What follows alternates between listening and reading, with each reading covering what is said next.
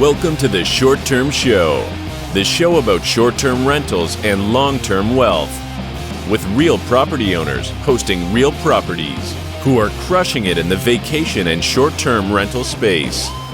And here's your host, Avery Carl.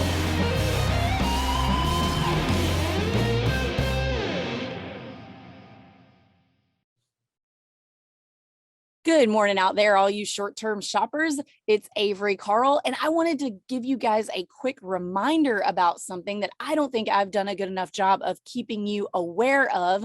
So I get a lot of emails from y'all every week, and I love getting emails from you. By the way, I love talking to our listeners, and a lot of them are asking for real estate agent recommendations in different markets. And what I don't think I've done a good job of is making sure that you guys are aware that the Short Term Show is actually a subsidiary of the Short Term Shop, which is the largest short-term rental specific real estate team brokered by EXP. I have to say that or I get in trouble in the country. So we have offices in 12 of the top short-term rental markets in the country, and we are here to help you purchase your first, second, third, or 10th short-term rental. And if you buy with us in any of those markets, we have a whole back-end training program where we will teach you everything you need to know about managing your short-term rental remotely. Everything from setting up your Airbnb and VRBO listings to teaching you how to use all the property management software that you'll need, all the way down to helping you source your local boots on the ground like cleaners and handymen. And we have some awesome Facebook support communities that we want you guys to be a part of, where we all share ideas and information about managing our short-term rental, which short-term rentals, which markets are the best, what we're doing next, and all of that really fun stuff. So if you want to be a part of the Short-Term Shop community, if you want to buy a house with us, we really want to help you guys. So head on over to theshorttermshop.com and click schedule a consultation. We'll see you there. If you invest in real estate or manage properties, you need banking that's truly built for your business. Many traditional banks make it difficult to sync banking information across many of the personal finance platforms that we as real estate investors use every day. This is why I recommend Relay. Relay is an online banking and money management platform that's a perfect fit for any real estate business. First, there are no account fees, no overdraft fees, and no minimum balances, which means you get to keep more money in your pocket. Relay also goes above and beyond the banking basics to help you understand precisely what you're earning, spending, and saving. You get up to 20 checking accounts to organize and allocate income for things like day-to-day expenses, investments, or taxes. And if you have multiple investment properties set up as separate business entities, that's no problem. Relay lets you open unlimited accounts and access everything from one single login. Best of all, Relay makes your bookkeeping speedy and meticulous by giving you ultra-detailed transaction data and directly syncing it back to QuickBooks Online and Xero. The ability to have so many separate bank accounts and allocation options in my user dashboard has really transformed my personal banking experience. I will never go back. It takes 10 minutes to apply for a Relay account, and you can do it online at relayfi.com/theshorttermshop. So again, for more information and to open an account, go to relayfi.com/theshorttermshop. Hey guys, welcome back to the Short Term Show. Today, we are going to help you as potentially new or maybe seasoned buyers. We're going to go over a few mistakes that buyers often make. And to help me do that, we have Derek Tellier and Tim Grillot. Fun last names to say at the same time. These guys both own a lot of properties. They both also brokered a lot of short-term rental deals. So they have seen it all when it comes to successful buyers and unsuccessful buyers and what gets people hung up and keeps them from getting the good deals or keeps them from closing the good deals. So guys, thanks for coming on. How's it going today? Fantastic. Thanks for inviting me on. It's always fun to get on screen and share some experiences and knowledge, and hopefully get some investors past some of the obstacles that they're trying to get past. Same. It's an awesome day here in the Smokies. Glad to be here and glad to help. This is all stuff I've been through myself and learned from my own mistakes. So it's fun to share that stuff. So Awesome. So let's dive into it. I'll start with point number one that I think a lot of investors, especially in 2022 here, a big thing that keeps people from getting deals or moving forward is that they psych themselves out by comparing this year to last year. So what I mean by that is in 2021, all the good properties, or any property, even the not good properties, were getting 100 offers like right out of the gate every day, every time something hit the market. Now the market is shifted and is more of a buyer's market, but I'll see investors all the time go, oh man, I love that one. That would be a great deal, but it's probably going to get 100 offers, so I'm not going to waste my time. And I think that's the number one thing for me in 2022 that's keeping investors from being successful, is by just not offering, because it's not 2021 anymore. It is not. I've seen sometimes on my listings, I've seen a lot of buyers say, oh, it's probably got 100 offers, I'm not going to offer. And we only got one offer. So it's definitely important to not psych yourself out. What do you guys have to say surrounding that? Have you seen that lately? Totally agree. You got to be any investing there, or any kind of business or anything you run, you got to be a dynamic. Things change all the time and change quickly. And that's where, you know, we try and provide good value. We're here, boots on the ground every day. These markets change fast. You know, it can happen overnight almost. And we've seen that a little bit. So we're constantly trying to stay on top of that and constantly having these things change around us. Sorry, my phone's going off. So anyway, you know, just like what you said, things happen quickly. So talk to your agent and stay in communication with your agent, because 1 month to the next, things can be different. And it is a great time right now. It is so easy to win right now. You know, I know this is going to be recorded, and I don't know when people are going to be hearing this, but right now is like awesome. I mean, it's like we can communicate with list agents, we can have conversations, we can have some negotiating, and it's just a really good time to buy. It's a pleasant experience now compared to what it was. So. Well, and it's funny because a year ago or a year and a half ago, we were having the opposite conversation, right? Because there were hundreds of offers on every listing. And so many of our buyers had listened to a lot of podcasts, they listened to a lot of Bigger Pockets and a lot of all these other places that talked about how, you know, lowball the offer, and then you try to find that gap in the middle. And they were trying to do that to us when there was just nothing there. There was no meat on the bone. We were just chomping at everything. And now here we are in 2022. And it's been a whole total 180 shift. There are great deals out there, and they've switched their mindset. And as agents, we're probably guilty of creating some of this ourselves, because last year we told them, it's like, let's not waste our time. We've got 10 offers we're writing on this. It's just not worth it. And now we're trying to tell them, okay, it's a different time. It's a different era. Write the offer. The worst they can do is say no. I don't care how busy of an agent you are, how much volume you do. You're doing less business right now than you were in 2021. So most agents are still looking for more deals, and we need to find deals. And if our buyers aren't willing to go ahead and submit an offer, then we're never going to get the deal. I'm a big believer in you are guaranteed not to get the offer you don't submit. So get past it, throw that offer out there. Your agents are going to be a lot more willing to do that for you today than they were a year ago. And there are absolutely sellers out there that are willing to negotiate. They haven't caught up with where the market's actually at, so they may not be advertising that they're going to take that low price, but I'm seeing it and hearing stories every day about people getting properties under contract at well under the list price. Now, keep in mind, that doesn't mean it's like some awesome, spectacular unicorn of a deal. You know, everything's relative. Interest rates are higher, things are different, but it's still a better deal than what they were getting, you know, 3-4 months ago, and they can get a better deal than they think is actually out there.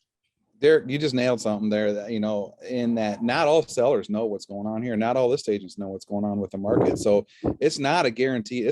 We're far from a free for all buyer's market. You know, it's not like you're going to buy this thing for half a list price or anything like that. But, and it could even mean you may have to, you know, poke around at 5 different properties. Cause I mean, what we don't know is why people are selling. You never know that until you get into the deal, you know, and every deal is different. You know, not all sellers are selling for the same reason. So, I mean, some sellers are super motivated and some just aren't. And if they're not, and the numbers don't work for you, move on to the next one. Well, and as agents, we can see the history. We know when they bought it. We know how long they've owned it.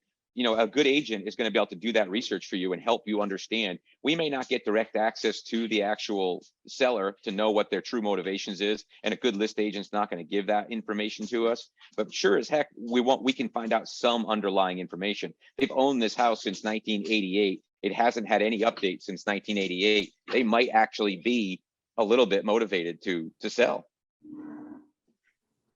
And I think we're seeing a lot of panic sellers right now. So just like there's a lot of uncertainty in the economy that's kind of making buyers nervous, I've seen sellers come to us and say, hey, we want to sell our property, and they're seeing 6 months ago what their neighbors got. They've seen that the market is changing. And so they're like, oh crap, let me sell this real quick and try to capitalize on those high comps. So you never know what a seller is willing to accept. That was not the case last year, but this year it's a different game, and the sellers haven't quite caught up. You're right, Derek, with the change. There are still a few of them that are thinking that it's still 2021, and those will come around, but it's definitely a much different game now than it was last year. You guys are right about that.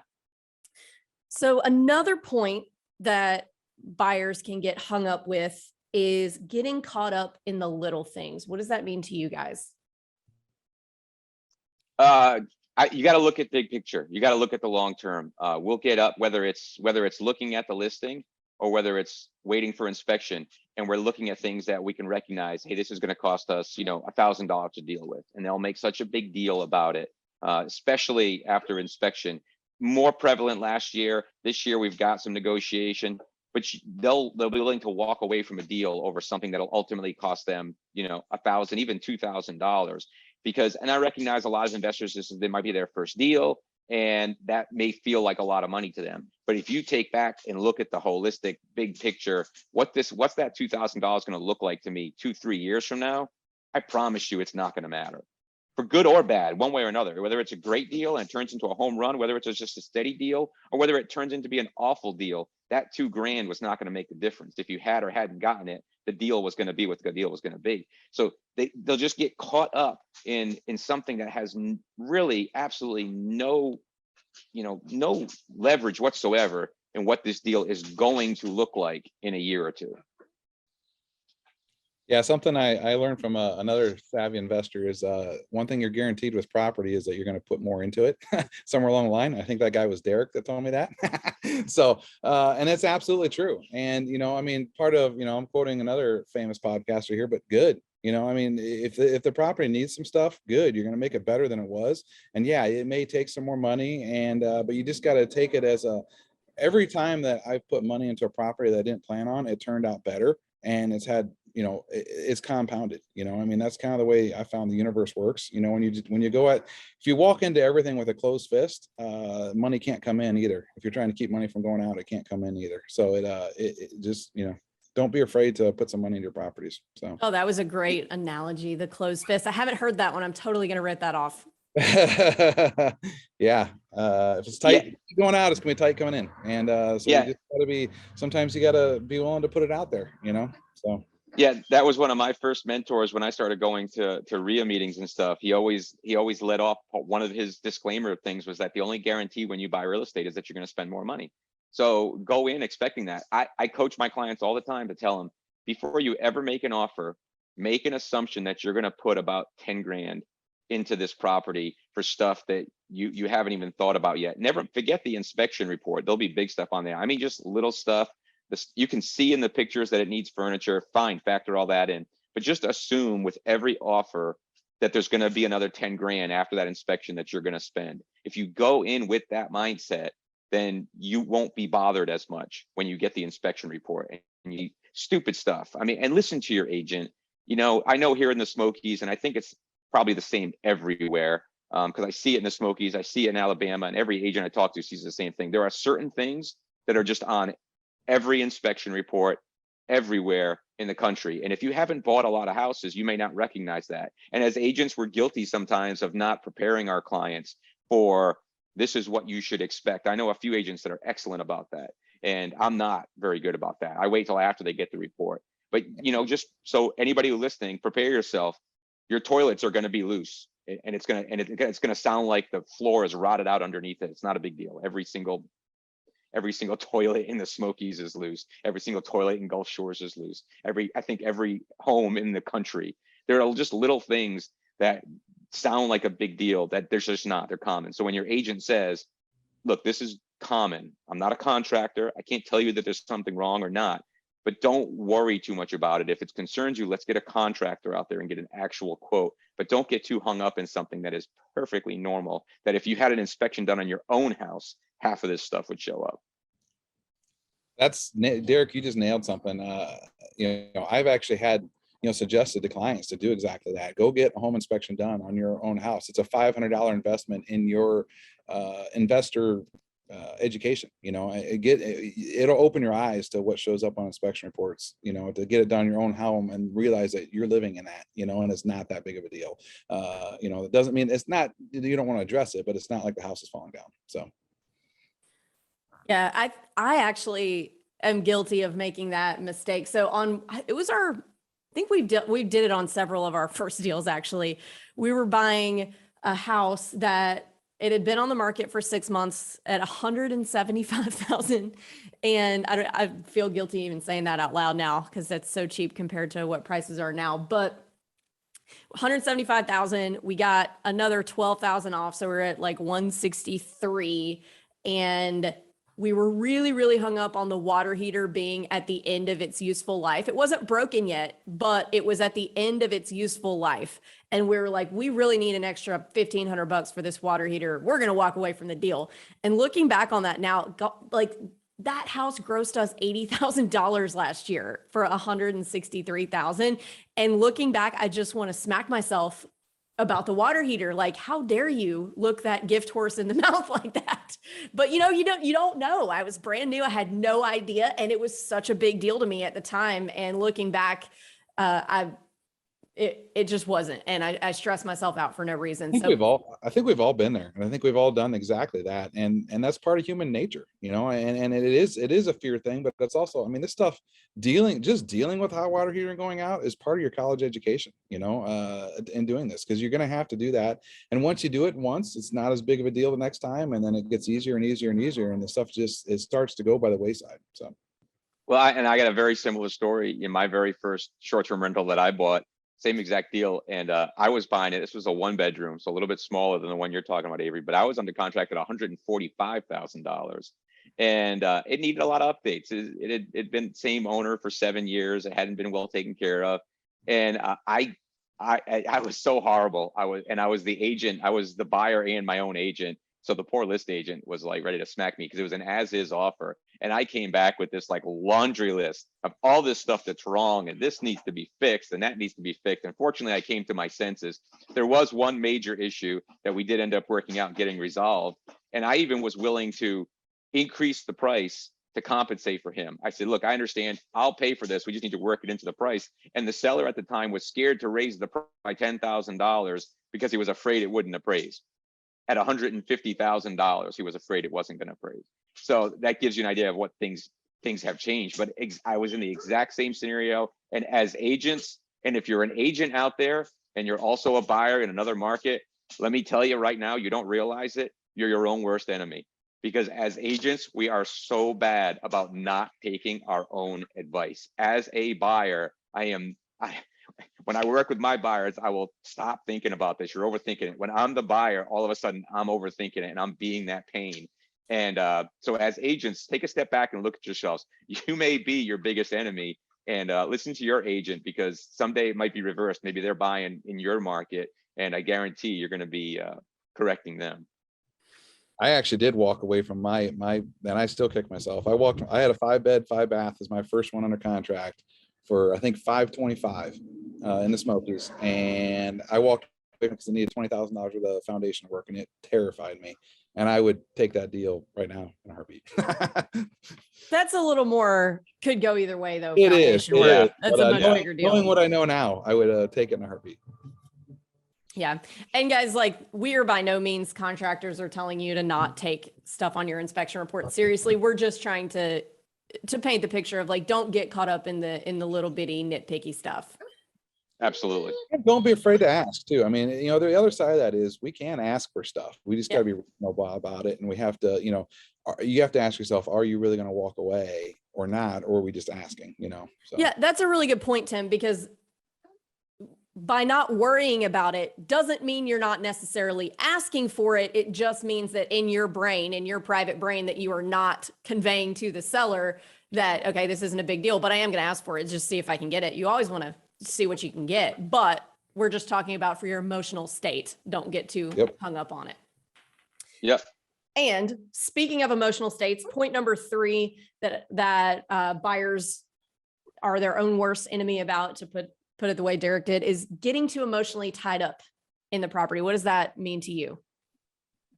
Especially if it's your first, but I've seen buyers who are buying their fifth or sixth that still can't seem to detach from the fact from this is an investment. If you're buying an investment property, treat it like an investment. Now that's a lot easier to say than it is to do. I think we're all going to be emotionally attached to everything, we buy in the early years. At some point, you probably do get past it. And some people never will. I still get a little bit of an attachment to certain things, but you just have to look at it, look at the numbers. Do the numbers make sense? Don't get caught up in, is this property the perfect property for me? All the time. One of my favorite things I would do with clients, because they're looking at a vacation rental, right? So they're looking at this as they actually do want a vacation there. It's not just an investment. There is a personal tie to it. But I'll come back to them every time when they start asking, well, this wouldn't fit my family if I came. And what is your number one priority? Is this an investment first and maybe something you get to use? Or is this a vacation home first that you hope to make some money on? Most people say it's an investment first. Well, if it's an investment first, don't worry about whether it fits the needs of your family, because here's the reality of it. We're in vacation markets. We're talking about short-term rentals specifically, obviously. You're in a vacation market. There are thousands of other rentals that you can rent. And a large majority of the people who own those rentals are not running them like a business, which is what we help teach people how to do, learn how to run it like a business. So if you're running it like a business, go rent somebody else's house for a fraction of the price of what you can make on your property. Don't worry about it if it doesn't fit your needs. Just buy it, make the money, let the bank account take care of the rest. 100% guilty of that, of every bit of that, doing that. Everyone I go to buy, I have it half what I'm going to do to it before I even write the offer, and it just messes you up. And wait till after you're under contract at least, and preferably after you close, and there's just, Derek pretty well nailed it. But originally, my dream was to own short-term rentals all around the country, and I'm just going to travel around and visit them when they're not rented. And now I don't even want to go to mine, because all I want to do is work on them when I'm there. So if I want to go on vacation, I'm renting someone else's. I'm not as guilty of that. I actually stayed at one of my properties this week for a few days, and I didn't do anything. I had a few ideas and I had a few notes that I made about stuff to get done. But I was like, I'm not working on it while I'm here. This is just another place for me to stay. My wife wouldn't let me take tools one time. I am on Team Patty there. I snuck out early the next day and went to Lowe's and bought like $400. It almost caused a divorce. So yeah, and that's hard. That's hard because I'm the Derek in this scenario and Luke is the Tim. And so when we go to our place in the Forgotten Coast, that's the one we use the most.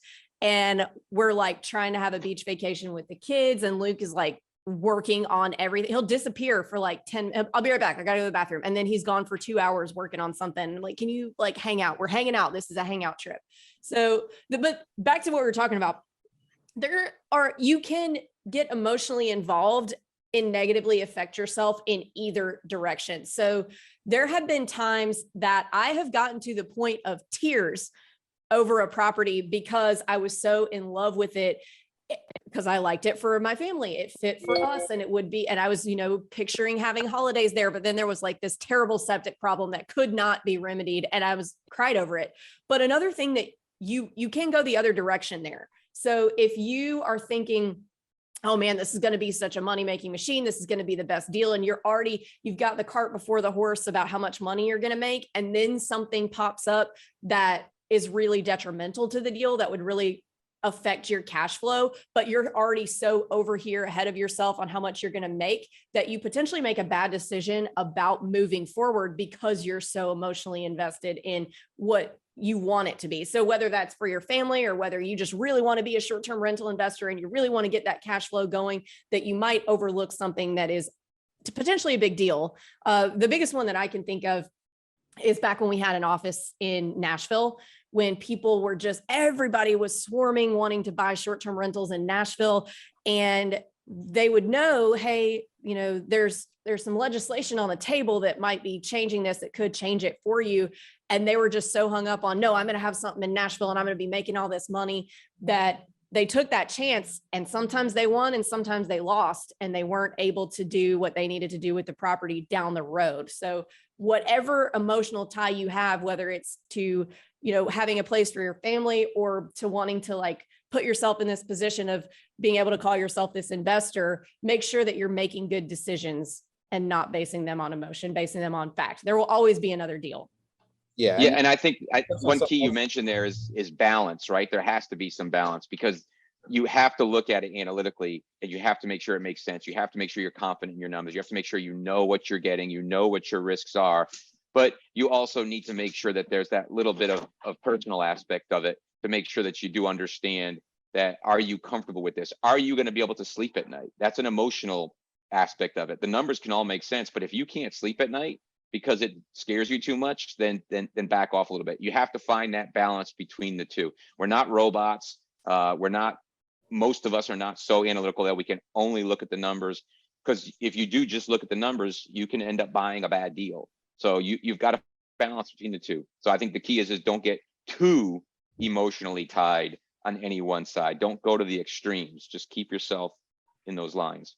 Yeah, I think that balance is just like a little bit of horse sense, so to speak. Like you want it to be, you don't want to get too attached to it, but you do want it to be a place that you would want to stay, because if you would want to stay there, then other people are going to want to stay there. So you do have to kind of use some of that, just a little bit of that, would I stay here sense, to make sure that you're buying something that's in line with what a guest would want to stay in, for sure.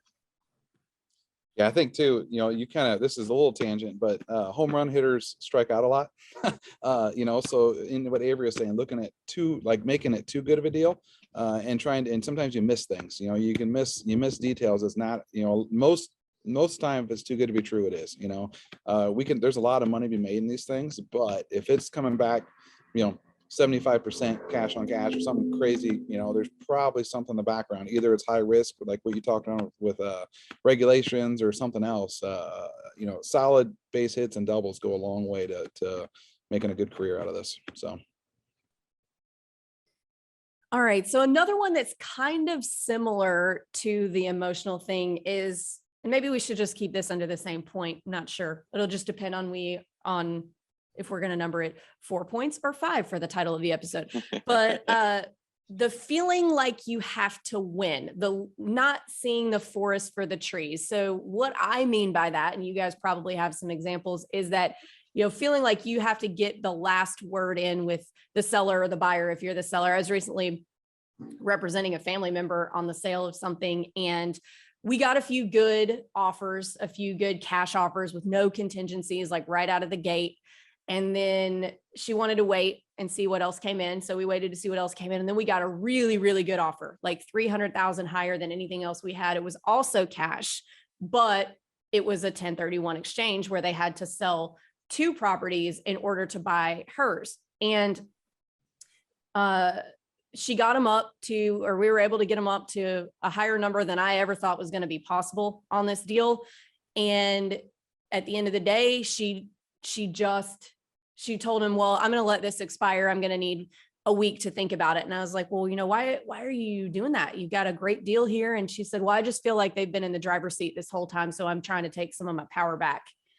And I'm like, oh my God. And then the deal did not happen. So, you losing sight of the true purpose of either buying or selling it because you're trying to make a point with somebody else is not always in your best interest. What do you guys have to say about that? Yeah, a lot of newer investors, especially, will get caught in that feeling like they have to win. They have to, they asked for 5,000, and maybe the seller came back with 2,500, and they go, well, I want 3. It's like, it's $500, but they just feel the need to do that. I'm a big believer. When I started really educating myself about investment and getting into investing and getting into real estate, a lot of things came back to me is that it has to be a win-win situation. Your goal as an investor is to find a scenario that is a beneficial event for everybody involved. The buyer gets what they want, the seller gets what they want, the agents involved, everybody is getting something out of it. And so many people lose sight of that balance of trying to find where, the feeling like they have to get that last word, they have to be the one that won it. And it really, it creates a lot of things. One, it creates a lot of negative animosity So what happens if you're having that conversation during the inspection and you feel like you had to win and you pushed, and now the seller is not happy and frustrated with you, and all of a sudden the appraisal comes in a little bit low? Now what? Now you're giving up all the things you argued about if you want to get the deal, and the deal could easily blow up, and the seller's not even willing to talk to you about it because you aggravated him on the front end. Let the seller feel like they're getting something too. In a lot of cases, as buyers, we are the investors. A lot of our sellers are not investors. Be the smart investor and recognize, know what you're actually trying to accomplish, and let it lead to make sure that you're getting what you need, and start feeling like you have to win. You may end up coming out further ahead by letting the seller feel like they won, because the seller may feel like they won, but you actually got what you were after. And now the seller is likes you, and you might get something bonus on top of it. What's one of the best things we all learn as investors at the closing table, before the closing table, if you're buying something from somebody, do you have anything else to sell? Well, if you aggravated that seller, they're not going to want to sell you anything else. They don't want to go through that with you. But if you were friendly with them and you let them win, they feel like they won, they're going to be right apt to give you that next deal too. And that can happen with agents as well. Make no mistake, agents have a lot of control, for good or bad, in a lot of these situations. And as a buyer, you want not only your agent to like you, but you want the list agent to go, hey, this guy was easy to deal with. Because if you're planning to come back and buy again that market, most markets have a few list agents that do a lot. They'll remember you, and they'll remember if you were a pain of a buyer or not. So let the seller win, let the list agent win a little bit. When you give up a few $100, it's nothing in the big picture. Being a savvy investor, you need to define what is your win. What does that even mean? And really, if you're breaking down to it, we're all in this trying to help our money grow. And so at the end of the day, doing the old the detachment and stepping back from the emotional. This subject touches like everything we've talked about. It touches the small stuff, it touches the emotions, it touches market shift, it touches all this stuff. Detach from the situation and look at what does winning even mean for you? Because you can get caught up in the squibble of the emotional in the moment stuff. At the end of the day, if you're making the return that you want, or even an acceptable return, like Derek said, let the other person win, or whatever you want to call that. They need to get something out of it too. They're selling the house for a reason. We're not trying to, it's not who screwed whoever over more and that's the winner. If you walk away from a deal with something that's making you money, you won, period. I'm really having to take a lot of this conversation to heart right now, because this is being done to me at the moment. So I've got a house in a neighborhood, and I ran into one of the neighbors probably 2 months ago. And she mentioned that she might be interested in selling her property. And I said, oh, I'd be interested in buying that. They just had a death in the family, and their dad had owned it for a really long time. And I said, I'd definitely be interested in that. And she said, oh, you would? And I said, yeah. And she said, well, okay, let me just get your number. I'll get it appraised, and then we'll go from there. And I said, all right, great. And I checked in about a month later. And I'm very hyper aware of trying not to pester and annoy people. So I sent her a really cute picture of our 3-year-old. And I was like, hey, picture of the cute 3-year-old, because hopefully I'm not annoying you. Just checking in, just wanted to see, what's going on, what the status is with the appraisal. And she was so mean back to me. She was like, cute kid, but yeah, you are pestering me. I told you that I would let you know when I got it, and I will. And so I was like, all right. I was like that Homer Simpson gif, backing away into disappearing into the bushes. And I was like, all right, so I'm gonna leave this alone. So she texted me yesterday and she goes, hey, I got the appraisal back. And she told me what it was. And I was like, great. Okay. I'll give you cash. We'll close next week. And I said, can I call you in 45 minutes to discuss? And she said, yeah, call me when convenient. And so I called her. And she's like, yeah, well, I think I'm going to list it just to see what the market will bear. And I think the appraisal was lower than what it should have been. And so I'm just going to list it and see what interest we get, because I'd like to be fair to everyone who might be interested in the property. And I'm like, then why the hell did you just text me and tell me what the appraisal was? And I really wanted to just, I kind of explained to her there is value to me in this lot. So I'll go above what your appraisal was. And, you're already saving some other places with commission and things like that. So, we're already a little, at least 50 grand ahead of your appraisal if you were to list it right now. And she was like, well, no, I think I'm going to list it. And I said, okay, well, what number would make sense for you to just sign a contract with me today? Well, I haven't thought about it. And I've been on vacation for 2 weeks and I haven't thought about it. So I'm just going to keep thinking about it. I'm just going to list it. And everything in me wanted to just shake her and say, like, it's not 2021 anymore. This, and, give her all of these reasons, all this logic as to why she should just sell it to me. But I didn't. I just said, all right, then, I appreciate you letting me know. And I'll wait for it to hit the market. I'll keep an eye, because I don't want to screw myself out of getting it later just by, being able to stick it to her for being a jerk to me on text and for toying with my emotions, so to speak. So anyway, it can happen to the most experienced investor. You punched your cute baby. Yeah.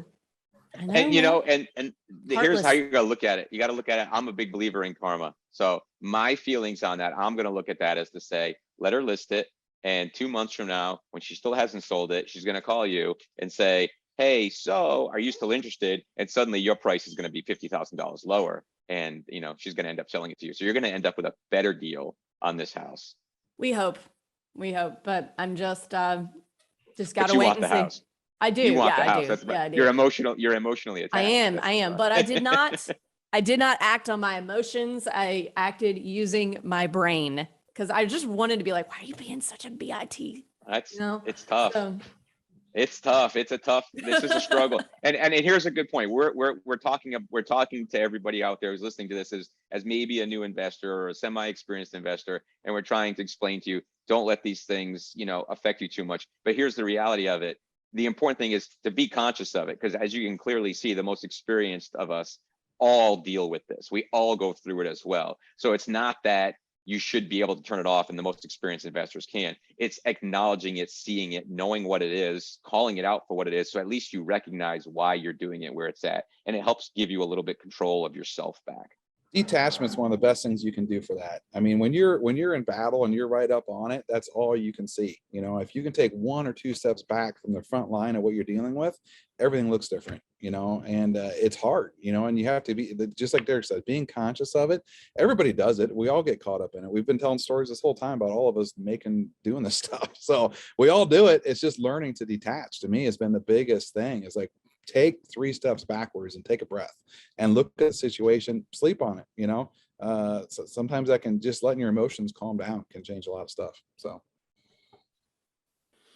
Okay. We've talked a lot about emotions and wanting to win and things like that. Let's talk about numbers. So the last point, and I think everyone listening who's ever listened to any real estate podcast before knew this one was coming: analysis paralysis. What do you guys think? Tim, lead this one, man. Well, kind of similar, I mean, it changes, the numbers change all the time. The situations change. The economy changes. We're in a changing economy right now. And what was a good number 4 years ago may be different now. You may want to settle for less, or you may want more, and so you got to be dynamic with it. But the important thing is again, backing away and saying, what's the win? And then looking at yourself in the mirror and saying, okay, and what's the win and what's realistic? Again, if I'm looking for 50% cash on cash, is that realistic? Was it possible at one time? Yeah, it's been possible. Is it possible again? Yeah. You want to sit around and wait for that? That's the crystal ball that you can get hung up in and never take action. I found with real estate, just getting up every day and taking action on something makes a big difference. And if you buy something that's a lower cash on cash, the awesome thing about real estate is it usually always comes around, and it does fluctuate, and it's going to change. But don't get hung up in it, and don't sit there and wait for the home run all the time, because they do come around. But in the meantime, you can be making money on a base hit or a double.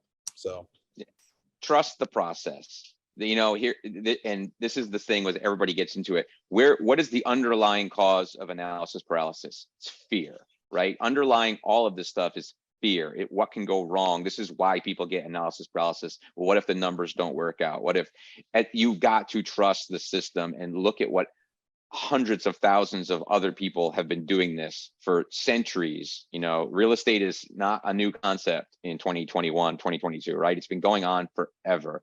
The numbers change, the dynamics change a little bit, but the general process is still the same. It's not that complicated. It's not that difficult. And I was right there. I was a W-2 employee grinding away.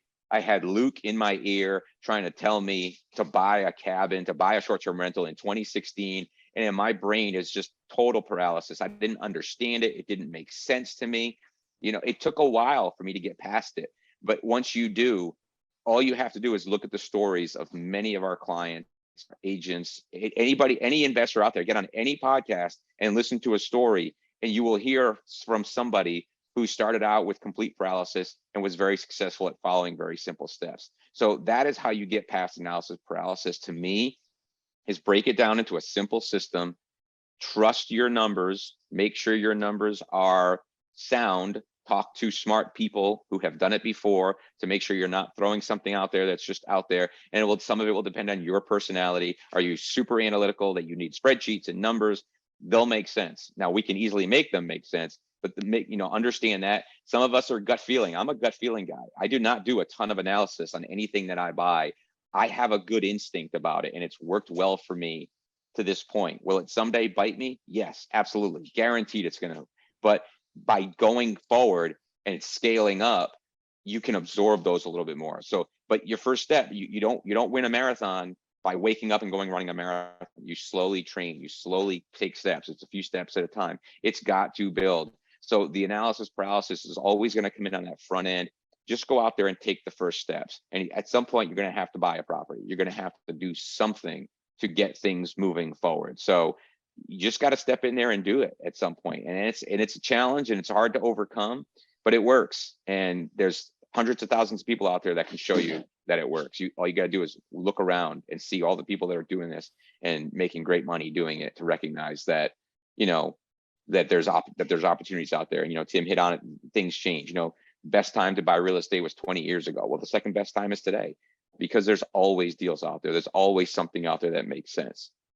Yeah, And you may have to look a little harder at different times, but there's always something. It just might be Absolutely a little harder to find. And also, too, you want to make sure, if you don't know when you're analyzing what all you need to have on your spreadsheet, just ask other people who own things already. I was talking to an investor the other day, and he, in his cash on cash return, was calculating things like what his travel cost was to go view the property, was calculating what his price per hour was to analyze these properties, and factoring that, he calculated the time that that he took to calculate what his time was.